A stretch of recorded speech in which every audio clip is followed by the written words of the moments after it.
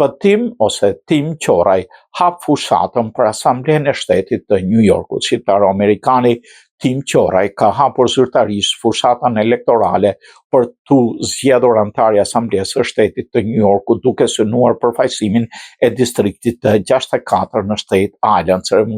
Ceremonia u mbajt në restorantin Cielo me pjesëmarrjen e figurave të njohura të komunitetit shqiptar, përfaqësuesve të Partisë Demokrate, aktivistëve, biznesmenëve dhe qytetarëve amerikanë. Qoraj është biri i dëshmorit të UÇK-s Mustaf Qoraj, çka i jep kandidaturës së tij një peshë të veçantë historike dhe simbolike për diasporën. Në hapje morën pjesë personalitete si imami dhe kapelani i policisë së New Yorkut Tahir Kukaj, Fitim Shabani, drejtues shoqatave shqiptare, ndërsa eventi u nderua edhe nga asambleisti Charles Fall, kryetari i Partisë Demokratike të qarkut Richmond.